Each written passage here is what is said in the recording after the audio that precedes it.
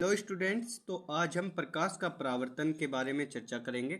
इसको इंग्लिश में कहते हैं रिफ्लेक्शन ऑफ लाइट। तो रिफ्लेक्शन ऑफ लाइट अर्थात प्रकाश के परावर्तन के बारे में देखिए आप लोग।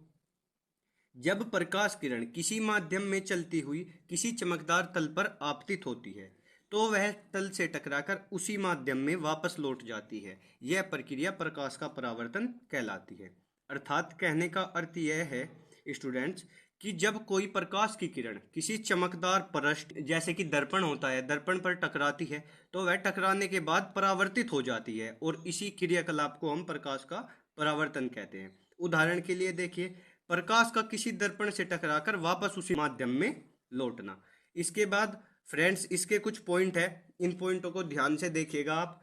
प्रकाश जिस तल से टकराकर परावर्तित होता है वह तल कहलाता है परावर्तक तल। परावर्तक तल, परावर्तक तल कहलाता है फ्रेंड्स वह। इसके बाद देखिए, तल से टकराने वाली किरण को आपतित किरण, आपतित किरण कहते हैं तथा टकराने के बाद वापस उसी माध्यम में लौटने वाली किरण को परावर्तित किरण कहते हैं। कौन सी किरण कहते हैं फ्रेंड्स? परावर्तित किरण कहते हैं। इसके बाद आप देखिएगा, परावर्तक तल के जिस बिंदु पर आपतित किरण टकराती है उस बिंदु पर तल से खींचा गया लंब क्या कहलाता है? अभिलंब कहलाता है फ्रेंड्स।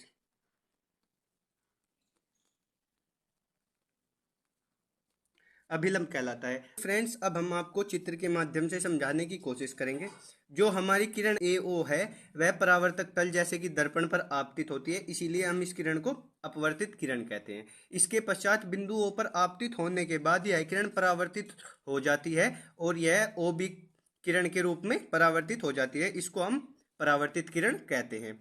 अब देखिए, जो हमारा बिंदु O है, बिंदु O पर हमारी किरण आपतित होती है, इसीलिए परावर्तक तल से बिंदु O पर खींचा गया लंब अभिलंब कहलाएगा और अभिलंब को हम N से डिनोट करते हैं। इसके बाद देखिए, जो हमारी आपतित किरण है और जो हमारा अभिलंब है, जो इनके बीच का कोण होता है उसको हम कहते हैं आपतन कोण और आपतन कोण को हम I से प्रदर्शित करते हैं।